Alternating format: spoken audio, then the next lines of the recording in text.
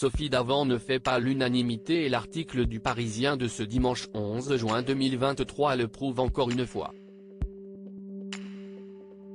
Entre les personnes très proches d'elle qui assurent qu'elle est une personne extraordinaire et les petites mains qui s'agacent de son côté hautain, les avis sont très partagés.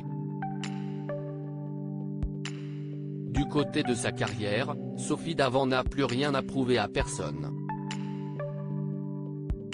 En 1986, elle débarque sur Antenne 2 en tant que simple rédactrice et travaille notamment pour le 19/20 de FR3. Rapidement, elle se fait une place de choix et décroche la présentation de la météo d'Antenne 2. Commence alors une carrière fulgurante.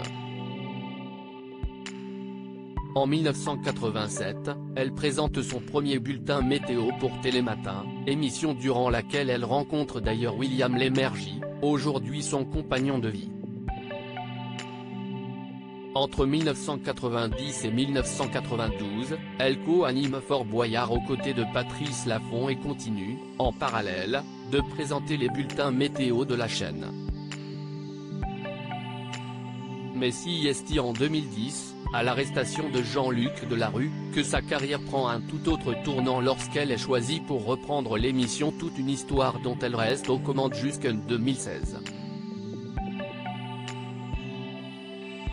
Entre le Téléthon, qu'elle anime depuis 1997, CIST au programme, Affaires conclues, qu'elle va prochainement quitter, et les différents primes de France Télévisions, la jolie blonde de 60 ans s'est forgée une solide expérience. Mais sa présence sur les plateaux ne réjouit visiblement pas tout le monde. En effet, depuis des années déjà, les rumeurs sur le mauvais caractère dont elle ferait preuve en coulisses vont bon train. Pour le Parisien, certains techniciens se sont confiés. Elle fait partie des animateurs avec lesquels j'ai détesté travailler. Il y a la face A et la face B chez elle. Dès que la caméra s'allume, elle est souriante, on dirait la bonne copine sympa. Mais dans les coulisses, elle peut être cassante.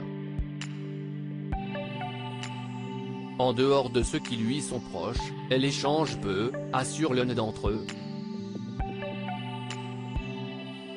Deux salles, deux ambiances décrites comme hautaines, distantes et mal aimables avec certaines petites mains, la présentatrice n'a finalement pas si bonne réputation que ça.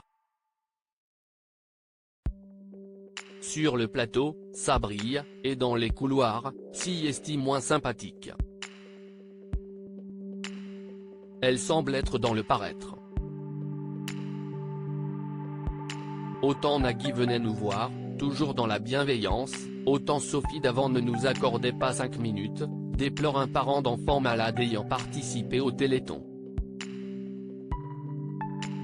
CIST assez injuste car Sophie a beaucoup d'empathie pour tous ces enfants malades, plus réservée peut-être que Nagui, mais très impliquée pour le Téléthon. De son côté, Sophie Davant se dit profondément blessée par ces accusations. Elle peut néanmoins compter sur ses collègues proches qui affirment tout le contraire. On l'a dit froide, mais CIST parce qu'elle est dans une bulle lorsqu'elle travaille.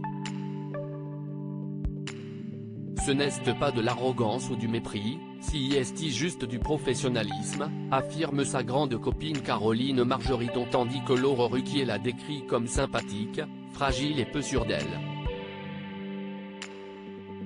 Même sa coiffeuse, Magali de Magalès, tient à prendre sa défense. CIST une vraie gentille. Elle a un grand cœur. Elle est très fidèle, à l'écoute, et très drôle. Elle a beaucoup d'autodérision, ce qui est rare dans ce milieu, assure cette dernière. Qui croire? Pour rappel, Sophie Davant va prochainement quitter la présentation d'Affaires conclues, qu'elle présente depuis 2017. CIST Julia Vignali qui va reprendre les rênes du programme, tandis qu'elle-même sera remplacée par Marie Portolano au sein de Télématin.